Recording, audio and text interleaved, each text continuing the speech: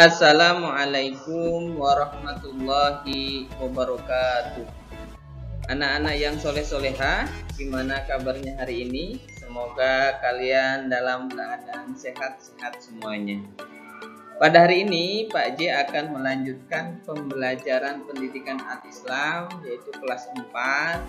Hari ini kita akan bahas bab terakhir, yaitu bab ke-6, pembelajaran tarikh atau sejarah Islam. Hari ini kita akan belajar tentang keteladanan Nabi Zulkifli, Nabi Daud, dan Nabi Sulaiman. Tapi sebelum itu, mari kita awali pembelajaran kita pada hari ini dengan membaca Bismillah bersama-sama. Bismillahirrahmanirrahim. Semoga pembelajaran kali ini bisa bermanfaat untuk kalian dan menjadikan ilmu yang bermanfaat. Baik anak-anak yang soleh-soleha, adapun tujuan pembelajaran pada kesempatan hari ini adalah yang pertama, kalian mampu mengetahui keteladanan Nabi Zulkifli, Nabi Daud, dan Nabi Sulaiman. Kemudian yang kedua adalah menjelaskan contoh perilaku yang mencerminkan keteladanan Nabi Zulkifli, Nabi Daud, dan Nabi Sulaiman. Dan yang terakhir, tujuan pembelajaran kita adalah menceritakan kisah tentang Nabi Zulkifli, Nabi Daud, dan Nabi Sulaiman. Harapannya setelah pembelajaran kita, setelah Pak J menjelaskan materi ini, kalian bisa memahami, mengetahui, dan menjelaskan terkait dengan perilaku keteladanan Nabi Zulkifli, Nabi Daud, dan Nabi Sulaiman. Baik, yang pertama kita bahas tentang keteladanan Nabi Zulkifli. Duduk yang baik, dengarkan yang baik, fokus sehingga kalian dapat menyerap apa-apa yang Pak J sampaikan dalam pembelajaran kali ini. Anak-anak, Nabi Zulkifli adalah anak dari Nabi Ayub alaihissalam dan Rahmah. Ini Rahmah itu nama ibunya dari Nabi Zulkifli. Nabi Zulkifli merupakan cucu dari Nabi Ibrahim alaihissalam. Kemudian nama kecil dari Nabi Zulkifli adalah Bashar. Artinya apa? Orang yang sabar. Sedangkan nama Zulkifli artinya orang yang mempunyai kesanggupan dan kemampuan. Kisahnya ada di buku, kalian nanti tolong dicermati sehingga kalian bisa memahami. Kemudian anak-anak, Nabi Zulkifli diangkat menjadi nabi dan rasul kepada kaum Rum. Nih diingat-ingat, kaum Rum. Kaum Rum, kenapa disebut kaum Rum? Karena nenek moyang mereka bernama Rum bin Ais bin Ishaq bin Ibrahim.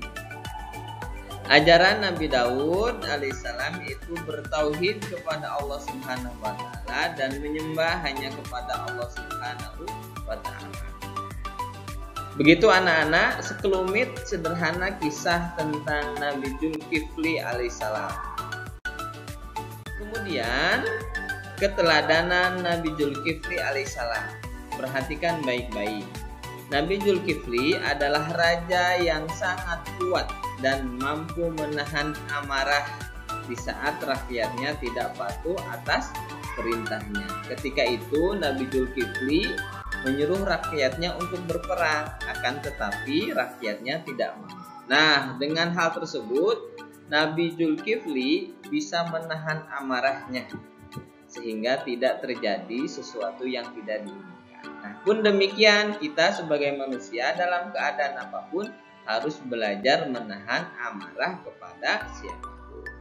Kemudian Nabi Zulkifli rajin beribadah di malam hari dan berpuasa di siang. Demikian anak-anak yang bisa kita pelajari dari keteladanan Nabi Zulkifli alaihissalam. Kemudian kita lanjutkan ke pembahasan yang kedua, yaitu keteladanan Nabi Daud alaihi salam. Kita perhatikan baik-baik penjelasannya. Anak-anak yang soleh-solehah, Nabi Daud alaihissalam diutus oleh Allah kepada Bani Israel. Ingat-ingat, kepada Bani Israel. Beliau dianugerahi usia 100 tahun 6 bulan. Nah, ketika itu memang usia para nabi dan rasul itu di atas atau lama-lama sampai ratusan. Beliau memerintahkan kaum Bani Israel itu selama kurang lebih 40 tahun.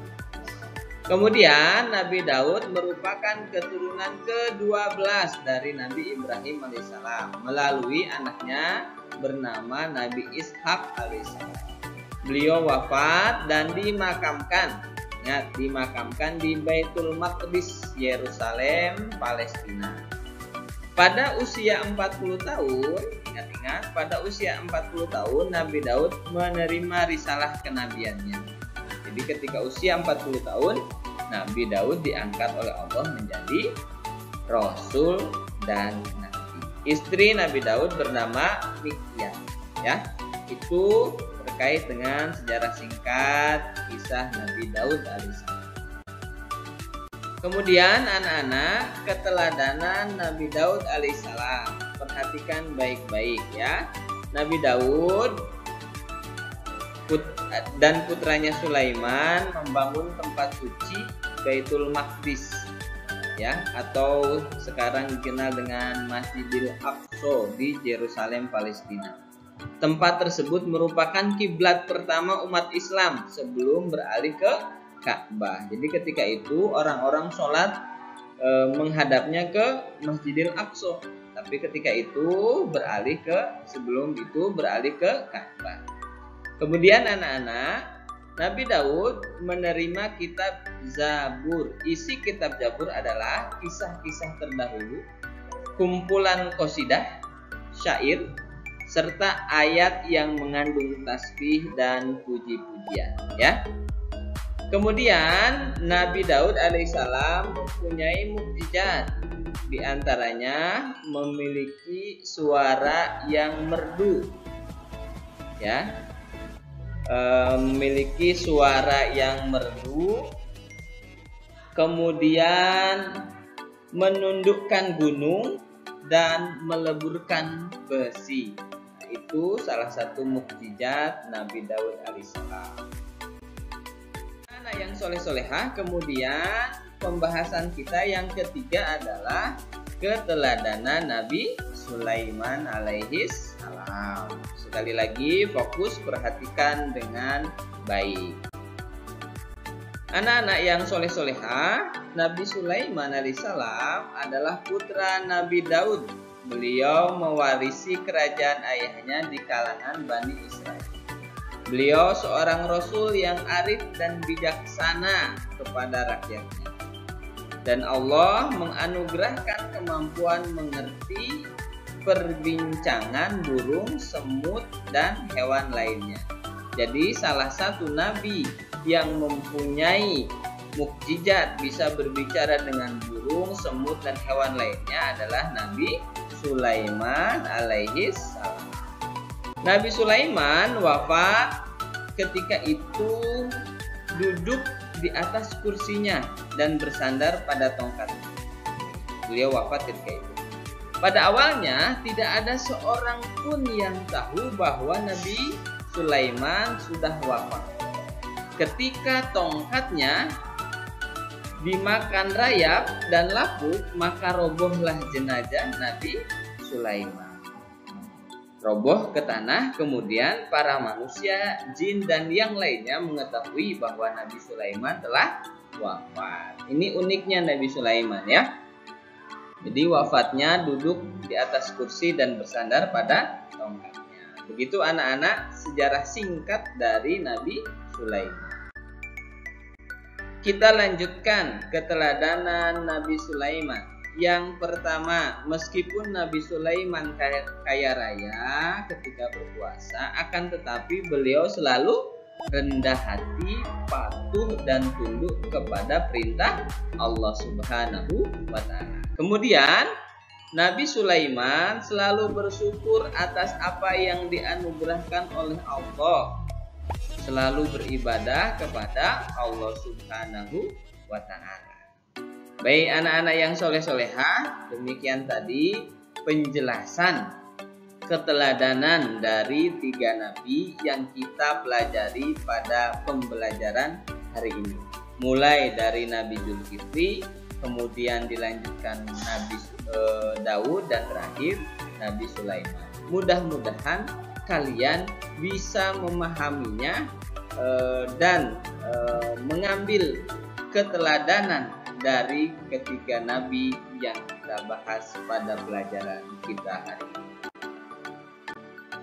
Baik anak-anak yang soleh-soleha, kemudian untuk tugas dan evaluasinya, tugas yang pertama kalian membaca buku paket ya. Membaca buku paket Pendidikan Al-Islam halaman 66 sampai 71. Kemudian evaluasinya mengerjakan buku paket Pendidikan Al-Islam halaman 74 sampai 75.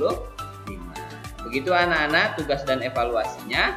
Kemudian jawaban tidak dikumpulkan sebagai persiapan ulangan harian kelima. Tapi sekali lagi kerjakan dengan baik meskipun tidak dikumpulkan.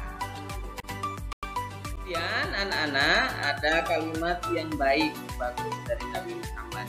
Dengarkan baik-baik. Tidak ada 2 hal yang digabungkan lebih baik dari pengetahuan dan kesabaran. Artinya apa? Kita belajar harus sabar. Meskipun kita belajar dalam keadaan pandemi, dalam keadaan daring ataupun online. Nah, pengetahuan dan kesabaran itu 2 hal ketika digabungkan menjadi sesuatu yang baik. Oleh karena itu, ketika kita mencari ilmu harus dibarengi dengan sikap sabar. Begitu anak-anak, kita lanjutkan di pembelajaran yang selanjutnya. Sampai jumpa. Mudah-mudahan pembelajaran kali ini bisa bermanfaat untuk kalian.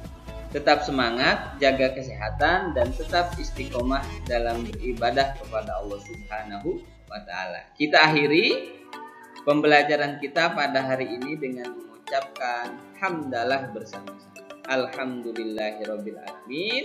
Sekian dari Pak J. Assalamualaikum warahmatullahi wabarakatuh.